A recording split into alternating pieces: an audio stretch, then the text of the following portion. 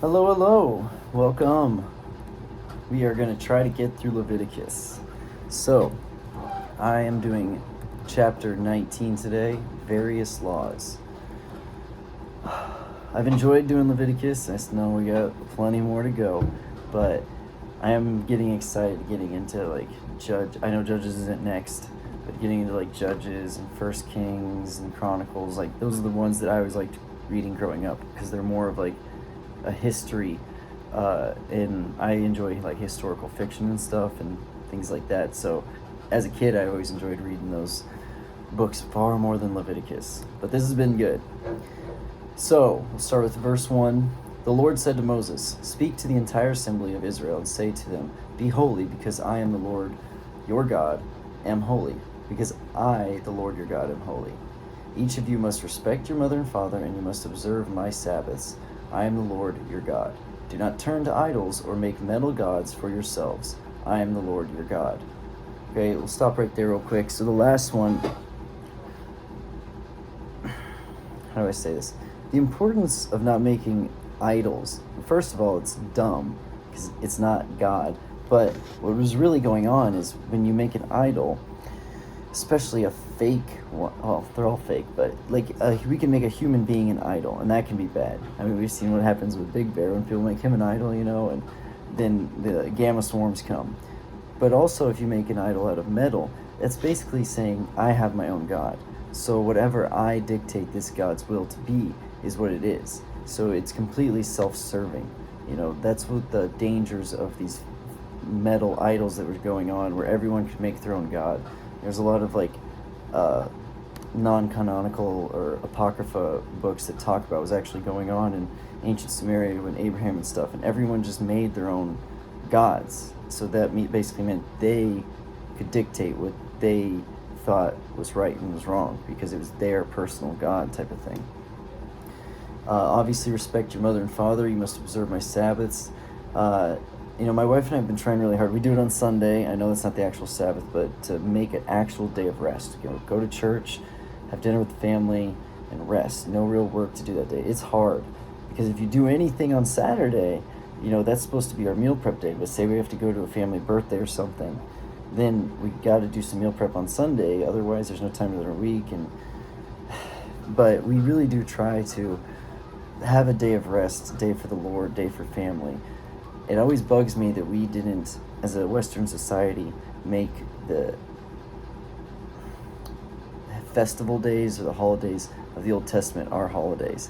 I know that Christians took over pagan holidays. I get it, and they're doing it to observe pagans. You can say was it good, was it bad? I like to look at it the way that the whole taking over pagan holidays, a lot like Joseph in Genesis, where it may have been meant for evil, but God is going to mean it for good. And adopting the pagan holidays, in the end, is part of God's plan, therefore is good. And it brought people in. But we want to try to follow the festival days of the Old Testament. It's hard. I mean, luckily, there's a Jewish synagogue less than an hour away, and I know a lady who works there, so I got the calendar.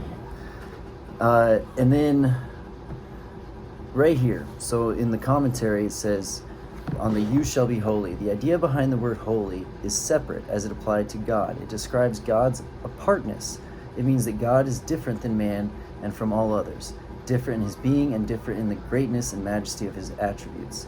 He has a righteousness unlike any other, a justice unlike any other, a purity unlike any other, and love, grace, and mercy unlike any other. So we are to be unlike any other. The Israelites were to be unlike any other. This was part of the idea of circumcision as well. Set themselves apart from the Osiris penis obelisk worshipping obelisk building people around them. They were to be a people apart. Their God was not like these other gods. It was the one true God. They were going to be his followers and his people and his priests unto the rest of the nations. All right, get back to the actual scripture. Verse 5, when you sacrifice a fellowship offering to the Lord, sacrifice in such a way that it will be acceptable on your behalf. Give with genuine heart. It shall be eaten on the day you sacrifice it, or on the next day. Anything left over until the third day must be burned up. If any of it is eaten on the third day, it is impure and will not be acceptable. Whoever eats it will be held responsible because they have desecrated what is holy to the Lord. They must be cut off from their people. All right, so don't be greedy. All right, it was meant to be a fellowship offering. You don't keep, I mean, to me, that's kind of like, what's wrong with leftovers? But, God was big on this. Like, if you're going to have a fellowship offering, fellowship with your friends, but don't hoard the food behind. And I think that's kind of what it's implying more than, like, they're just being leftovers. They might go bad after 3 days in that time. And also, you should be, at that time, it's not the abundance that we have. They had to work so much for their food that the only way that you really would have had stuff left behind is if you didn't invite enough people or if you weren't sharing it as genuinely as you should have been. So they're greedy. When you reap the harvest of your land, I like this one, do not reap to the very edges of your field or gather the gleanings of your harvest. Do not go over your vineyard a second time or pick up the grapes that have fallen. Leave them for the poor and the foreigner. I think one translation also says the widows. I am the Lord your God. So, right, this is why when I just said, the guy was greedy, because I think this Bible ties in just like any other thing, one paragraph to another. He's moving from the person who has a fellowship offering but kind of keeps some stuff behind to save for themselves and their family instead of the fellowship, which is greedy, and then it moves into another thing where, don't be greedy, be charitable. This is the idea of charity is, why are you going back over a second time over your field? You already reaped the harvest. Leave what you missed for the poor and the foreigners as they travel through. And that's the act of charity that God expects of you. That's the, what am I looking for? It's not quite the same as giving us man ask for your cloak, give me your tunic as well, but it's the same concept. And to me, that just makes so much sense. In that time of day, or that time, there wasn't like gas stations to stop as you're traveling or anything. You come across the field. If you know that this civilization is fine with you eating the food after it's been harvested or eating anything on the ground, like that's part of taking care of the people, it's going to welcome more wealth into your society because you're a welcoming community. They're like, oh yeah, let's do trade with them. They seem genuine, and we can travel through there more easily because of this fact that they let us eat from what's left on the ground. So it's going to benefit your society. Verse 11, do not steal, do not lie, do not deceive one another, do not swear falsely by my name, and so profane the name of your God. I am the Lord. Do not defraud or rob your neighbor. Do not hold back the wages of a hired worker overnight. Do not curse the deaf or put a stumbling block in front of the blind, but fear your God. I am the Lord. Do not prevent justice. Do not show partiality to the poor or favoritism to the great, but judge your neighbor fairly. Do not go, that goes both ways too. I think it's going the other way a lot of times now. The elite are judged harshly, or the wealthy, and the poor are seen as favoritism. Do not do anything that endangers your neighbor's life. Do not go spreading slander among your people. Do not do anything that endangers your neighbor's life. I am the Lord. Do not hate a fellow Israelite in your heart. Rebuke your neighbor frankly, so you will not share in their guilt. Okay, not to be a Big Bear fan or anything like this, but this is one thing that I think, I used to always call I still do, his streams accidental Bible studies. He's very upfront when he has beef with people. And let's read this again. Do not hate a fellow Israelite in your heart. Rebuke your neighbor frankly. So frankly, that's like upfront, right to the point. So rebuke them frankly, so you will not share in their guilt. And that's what I think he does. He doesn't hate JB in his heart. He doesn't hate Joe Rogan in his heart. He doesn't hate these people. He just frankly rebukes whatever it is that he has a problem with them about. And then I think, as far as we can tell, I don't know the guy personally, but it doesn't seem like he holds on to it in his heart. Maybe he does, maybe he doesn't. But that's what you're supposed to do, is not hold on to it in your heart. But at the same time, rebuke them, frankly, right there, on the spot, out in the public. Don't be bitter and deceitful underneath, within. Do not seek revenge or bear a grudge against. See, and it goes right in. So the next thing talks about holding a grudge, and they tie into each other. Do not seek revenge or bear a grudge against anyone among you people, but love your neighbor as yourself. I am the Lord. Keep my decrees. Do not mate different kinds of animals. Do not plant your fields with two kinds of seed. Do not wear clothing woven of two kinds of material. That's one that we all. That's a hard one. A lot of people will say that these laws in particular, especially this one about clothing, was a way of rejecting the Canaanite society about them and is more of like a timepiece type of thing. I don't know, it's up to you. I'm sure I'm wearing multiple clothes. I think my bottom shirt is just cloth, but I'm sure this is some sort of bonded material. You know, I'm not without sin. I have yeast. Alright, before I go on, check the time. Okay, I'm going to quickly look at the Enduring Word Bible about one thing here.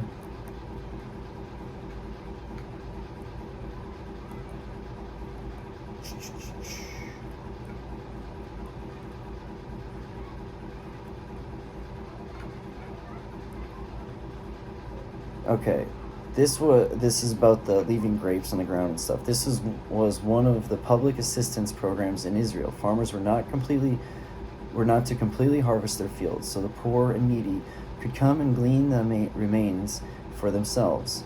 Grain was left at the corners of the field, and grapes were left on the vine. This shows God cares for the poor and wants them to have opportunities. This is exactly what Ruth was doing when Boaz noticed her. Yep. This was not the only care given to the poor in Israel. Yeah, there's other examples. All right.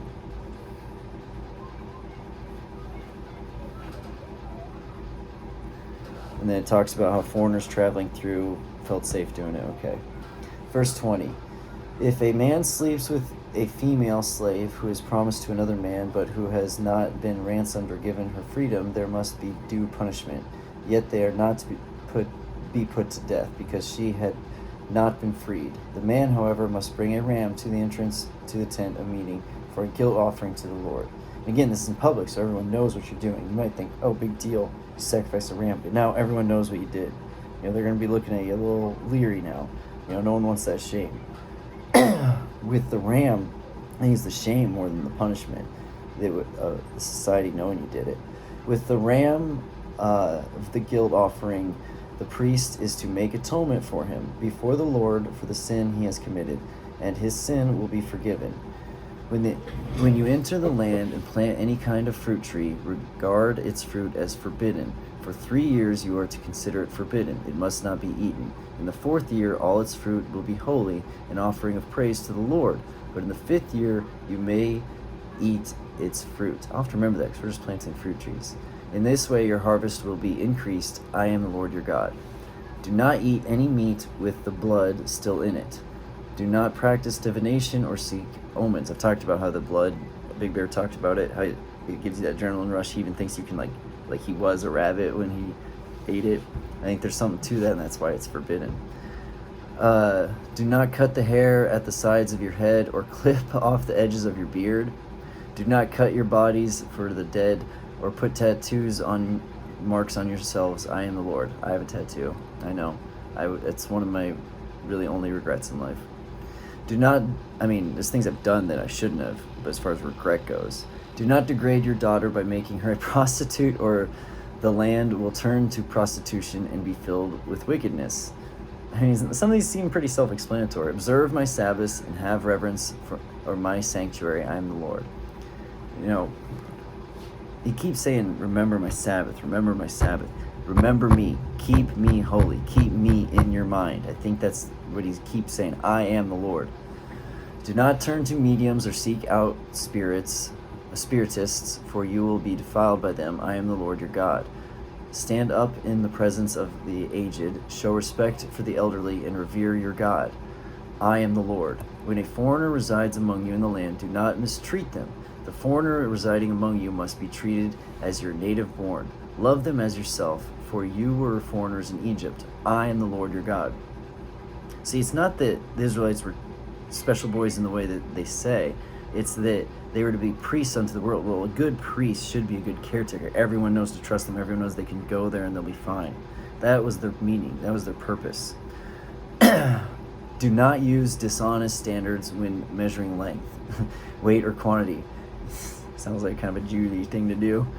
Use honest scales and honest weights and honest ephah, and an honest hin. I am the Lord your God who brought you out of Egypt. Keep all my decrees and all my laws and follow them. I am the Lord. I am the Lord. Okay, so these are just various laws. You know, a lot of them we would think seem self-explanatory because we've grown up in a Western, primarily Christian society that adopted most of these laws.